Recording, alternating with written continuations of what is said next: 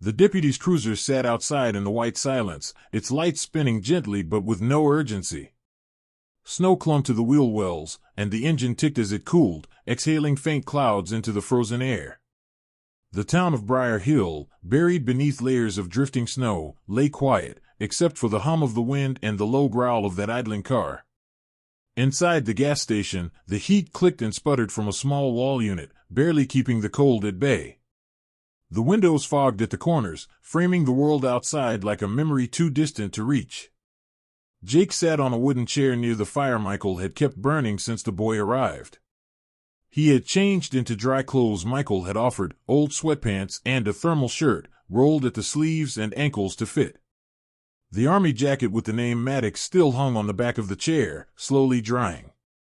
His boots sat on the mat by the door, soles cracked, laces stiff with ice. Michael stood behind the counter, wiping down the same section with a clean rag out of habit more than need. He didn't glance up when the door creaked open. Deputy Harris stepped inside, his breath thick in the air, hat pulled low over sharp eyes. He scanned the room. One glance at Jake, one at Michael. The rest, he already knew. Word in small towns traveled faster than any patrol car. "Afternoon, Mike," he said, voice neutral but edged with something heavier. Michael nodded.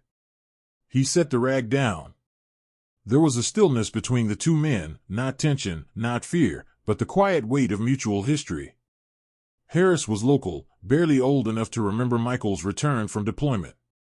But he'd heard the stories about the man who came back from war and bought a rundown station on the edge of nowhere, who never married, never spoke of his time overseas, and who showed up at every Veterans Day event without ever stepping into the spotlight. "I got a call," the deputy continued, "about a young man seen here. Strangers make folks nervous these days." Michael didn't reply. He just stepped toward the register, opened a tin box with a worn hinge, and pulled out an envelope, yellowed, its edges curling like old bark. He handed it over. Deputy Harris took the letter and unfolded it slowly. Inside was a single sheet of White House stationery. The print was fading, but the seal remained intact, and the signature at the bottom hadn't lost its clarity.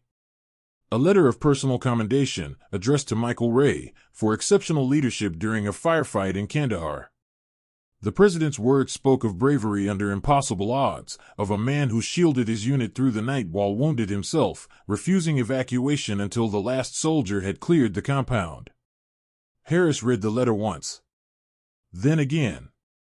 He said nothing for several moments. He handed it back, nodded once, and walked out.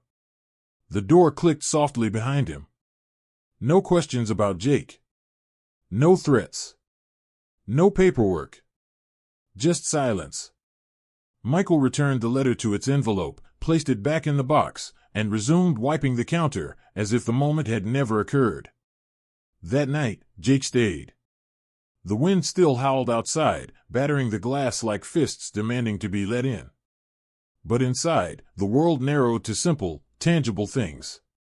A shared thermos of coffee. The smell of firewood and motor oil.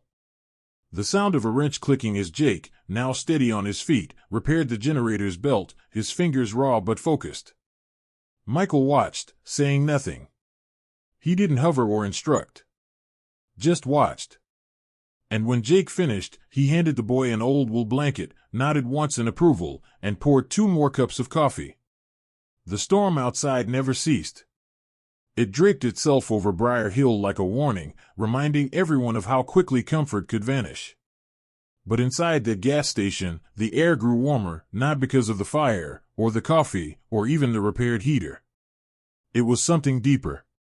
Something not spoken, but felt. Jake began waking before Michael, quietly clearing snow from the walk, stacking kindling by the back door. He never spoke about the helicopter crash. Never explained how he ended up alone in the woods with frostbitten fingers and a jacket too thin for the mountains.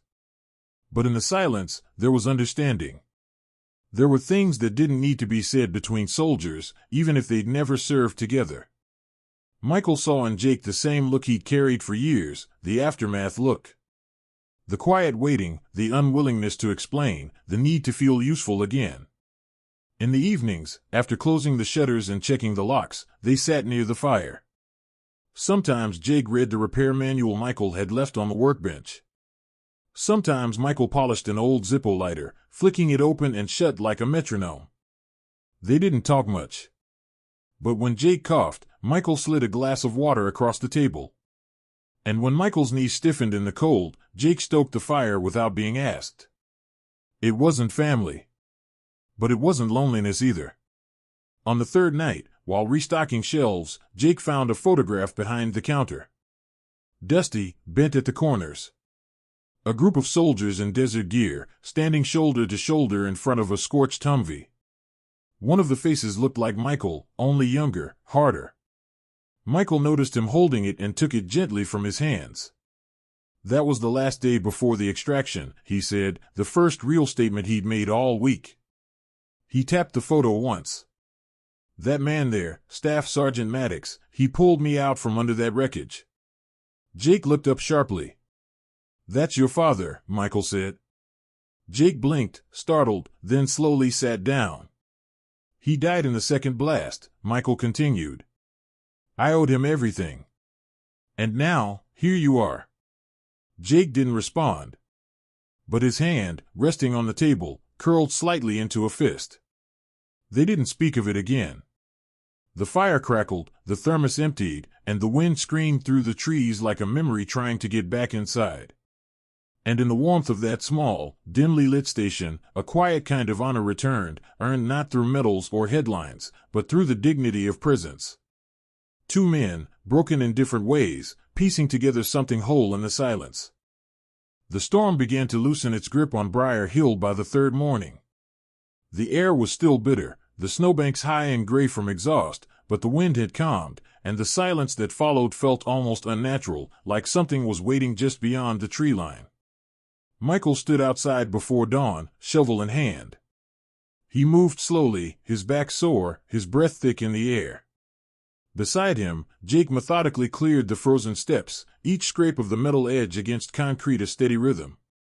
They had worked like this for 2 hours, saying little, finishing each other's motions as though they'd done this for years. At 7:15 a.m., the silence broke. A deep, grinding sound echoed through the valley, low, mechanical, like the roar of a giant awakening beneath the snow. Birds didn't return. No dogs barked. Only that sound carried. Jake stopped mid-shovel, listening. Then it came into view.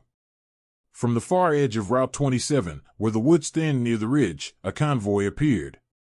Olive-drab trucks, headlights cutting through the cold haze. Snow chains clattered.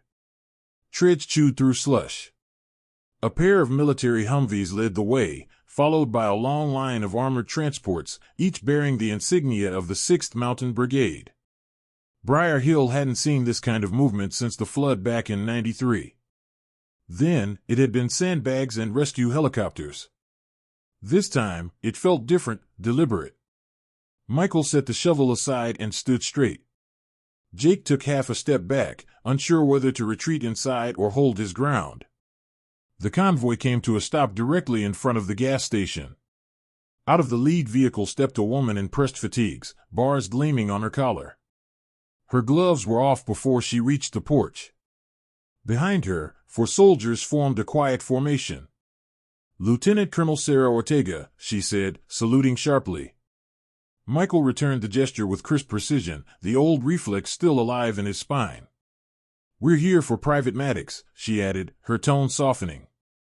Jake stepped forward, ready to speak, but Ortega held up a hand. Son, this isn't about discipline. You were listed as missing in action after the crash. When command received satellite data placing you near Briar Hill, we launched immediate retrieval. Jake looked down, uncertainty flickering across his face. Then Ortega turned to Michael. Sir, I'm also here on behalf of Colonel James Maddox, your commanding officer from Iraq. Jake is his son. And though the colonel passed in 2007, he left a file in his personal effects. A note, if anything ever happens to my boy, find Mike Ray. He'll do right by him. She handed Michael a sealed folder. The paper felt heavy in his hands, not just with weight, but with years. Inside was a photograph of the unit, taken days before the explosion that K*led Colonel Maddox. The same photograph Jake had held. Tucked behind it, a coin, weathered bronze, engraved with an eagle on one side and the words "Honor is a quiet thing" on the other. It had once been awarded to Colonel Maddox for his valor under fire. Now, it was being passed to Michael. Jake watched, silent. Michael held the coin for a long time, fingers tracing the worn edges. Then he stepped forward and offered it to Jake. "Your father would want you to carry this now." Jake didn't move at first. But when he took the coin, he did so with both hands, his breath visible, eyes glassed not from the cold, but from something heavier. No one spoke. Not the soldiers. Not Ortega. Even the snow seemed to pause. Then Ortega turned to her team. "We're not done here," she said firmly. And within minutes, the trucks came to life. Uniformed men and women stepped out with tools and supplies. One group cleared the roof. Another installed a new generator. Plumbers descended into the basement. Electricians rewired the entire fuse box. Someone measured the cracked diner windows. Michael watched as his station transformed from a barely surviving outpost to something clean, bright, solid again. Inside the diner, coffee was brewed in a brand new machine. The smell drifted into the air, mixing with diesel and pine. Jake helped serve. Ortega sat at the counter, accepting a plate of eggs without rank or ceremony. Locals began to appear, drawn by the rumble, by the soldiers, by the mystery. They stood at the edge of the lot, unsure whether they were witnessing an emergency or a celebration. It didn't take long for word to spread. By noon, half the town had gathered. The sheriff showed up. So did the mayor. Even the reporter from the regional news drove up with a camera slung over her shoulder. None of them spoke at first. They just watched. Watched as a young man who had once been a name on a missing list poured coffee with a steady hand. Watched as the old gas station, once forgotten, was reborn by quiet hands. Watched as Michael Ray, who had never asked for attention, received something more valuable than applause. He received continuity. He received legacy. And those who once whispered doubts now stood silent, their words swallowed by the weight of truth. By sunset, the convoy had finished its work. New insulation had been installed in the walls. The flickering diner sign had been replaced with one that glowed steady and clean. The cracked linoleum floor inside the gas station had been redone in gray tile, nothing fancy, but strong and simple. Military engineers even left behind a stack of supplies, food rations, bottled water, and a backup fuel tank. Before departing, one soldier, barely older than Jake, handed Michael a folded paper, a handwritten list of all repairs done, stamped with the Department of the Army seal. Michael glanced at the page only briefly. He folded it and placed it behind the register. Jake stood at the doorway, watching as the convoy pulled away. Their treads cut clean lines in the snow, carving a path back toward the highway. The soldiers didn't wave, and neither did Michael. That wasn't how people like them said goodbye. But the moment lingered. Not with words, not with gestures, but with the quiet certainty that something meaningful had happened, and that no one involved would ever need to explain it to each other. The next morning, the town was awake early. First came a slow trickle of regulars, men who once filled the local mill, women who had waited tables long before Jenny at Rosie's. They walked in, heads bowed, like children returning after a storm had passed. Some brought coffee from other shops, unsure if Michael would serve them again. Some brought nothing at all. But all came with the same expression, apology dressed in silence. Michael said nothing.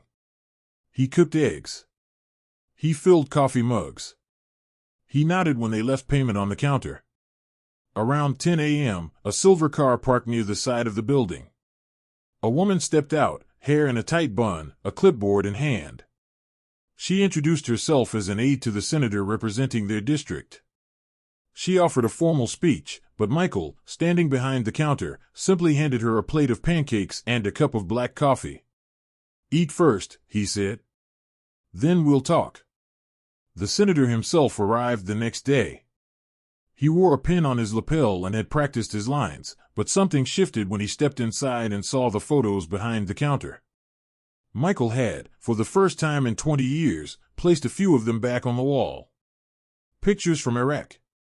A folded flag in a shadow box. A dusty bronze star beside it. The senator took his time. He read the citation.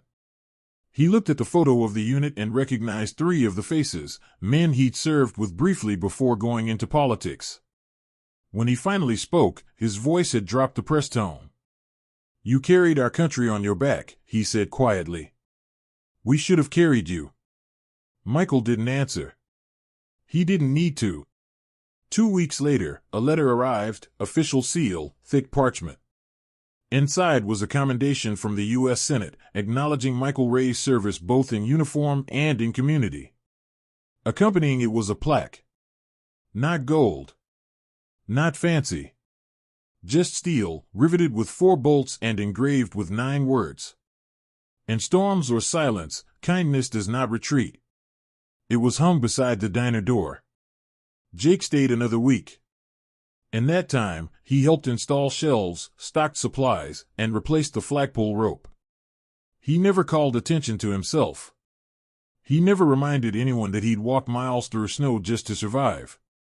But every morning at 5:30 a.m., he stood outside next to Michael, both of them facing east, hands raised in salute as the flag climbed the pole and snapped gently in the cold wind. And then, just like that, Jake was gone. The military sent a helicopter this time, not wanting to lose him again. The final morning, Michael handed Jake a small thermos. Inside was coffee. Just that. No speeches. No send-off. Jake paused at the top of the steps before stepping into the snow. "I'll see you again," he said. Michael nodded once. He believed him. After the rotors faded into the sky and quiet returned, Michael stood alone at the edge of the lot. The snow had begun to melt, revealing the muddy earth beneath. Patches of gravel shimmered in the pale light. Spring was still weeks away, but the hard edge of winter had finally softened. Inside, the gas station was brighter than it had been in years. Not just from new bulbs or fresh paint, but from the way people entered differently now. Not with suspicion. Not with judgment. But with a kind of reverence. They left tips instead of coins. They fixed what they broke. One man who once called the sheriff about Jake now returned every morning with a bag of groceries for the station pantry. A high school teacher dropped off a stack of books for a new shelf Jake had built. Someone printed and framed the news article that mentioned Michael's name, though he kept it hidden behind the counter, out of view.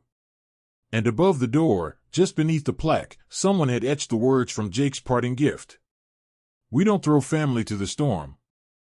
The storm had come and gone, but its memory lingered, etched in snowmelt, in the way the townspeople stepped more carefully, in the silence that sometimes filled the diner before conversation resumed. Briar Hill had always been a quiet town, but now its quiet carried weight. The kind of silence that follows revelation. The kind of silence that humbles. Michael returned to routine. He still woke before sunrise, still brewed the same bitter coffee in the battered percolator that had outlived 2 presidents. The flag still rose each morning at 5:30 sharp, even if no one else watched. It didn't matter. The ritual wasn't for show. It never had been. The gas station ran smoother now. New equipment hummed where old wires used to spark. Customers paid in full, often leaving extra, sometimes anonymously. And though Michael never asked, the donations continued. The tin box under the counter now held more than old letters. It held folded bills, thank you notes, and once, a child's drawing of 2 soldiers under a rising sun. He left that drawing taped to the cooler door. On Mondays, a veterans group began meeting at the diner. They came quietly, in pairs or alone. Men and women who hadn't worn their uniforms in decades. Some brought spouses, others came with walking sticks or service dogs. They never announced their presence. They simply gathered, mugs in hand, eyes softer than when they entered. No one led the meetings. No one needed to. Just being there was enough. On the last Saturday of the month, a car pulled up bearing New Hampshire plates. A woman stepped out, mid-40s, with Jake's eyes and his gait. She introduced herself softly, Jake's mother. She hadn't heard from him since the accident, not until she received a letter with Michael's name and the coordinates of the gas station. She didn't cry when Michael showed her the shelf Jake built, or the photo he'd stared at the night he learned who Michael had been to his father. She only stood quietly, hands in her coat, tears frozen in the corners of her lashes. Before she left, she touched the plaque near the door. "You gave me my son back," she whispered. Michael didn't reply. He simply nodded and returned to stacking logs by the fire. Winter faded. The frost cracked. Grass pushed through snow. Birds returned. And still, Michael worked. When the pipes burst behind the sink, he fixed them. When the coffee machine needed new parts, he ordered them. When the town's bus broke down in front of the station, he lent his tools, and his hands, to fix it. No one asked him to. But people had stopped needing to ask. The townsfolk who once complained about Jake's presence now referred to that week with reverence. The week the army came to Briar Hill, they called it. Like a legend. Children would sit wide-eyed in booths, listening to their grandparents describe the morning the tanks rolled through the snow and the soldiers saluted a man in a flannel shirt and wool cap. No one could quite agree on what made that week sacred. Was it the convoy? The repairs? The coin passed from father to son to friend? But those who had been there knew. It wasn't the size of the gesture. It was the quiet behind it. And as the weeks passed, the diner became more than a place to eat. It became a place to remember. A small glass display appeared by the front window. Inside were a few simple items: the thermos Michael had shared with Jake, the original commendation letter from the president, a pair of worn dog tags, and a copy of the military coin. A velvet backing held them in place. A single line of brass text beneath read, "He sheltered a soldier." The nation remembered. People began leaving things in the box near the counter. Letters, mostly. Some addressed to Michael. Others to Jake. A few to fathers or brothers or friends who never came home. Michael never opened them. He didn't need to. He just made sure they stayed safe. On a warm morning in May, a young recruit stopped by during his leave. Said he had heard about the place from his sergeant. Asked if he could shake Michael's hand. Michael simply said, "Breakfast first." When the boy left, he slipped a photo into the box, him and his unit, standing on a base in Kuwait, grinning. On the back, it read, "We still carry them with us." By the end of summer, a local journalist wrote an article titled "The Man Who Never Left the Fight." It got picked up by a national outlet. News vans showed up. Producers called. Publishers sent offers. Michael declined every one. The story was already told. Not in print, but in footsteps, in pancakes, in silence. And when autumn returned, and the first frost kissed the grass behind the station, Michael stood by the door at dawn, coffee steaming in his hand. The flag climbed up the pole. The wind was sharp but clear. He looked at the plaque. He looked at the mountains beyond. And then he turned, walked inside, and poured the next pot of coffee. Because some men change the world without speeches or medals. Some men carry storms so others don't have to. And some men show us, in the simplest ways, that kindness without question is enough.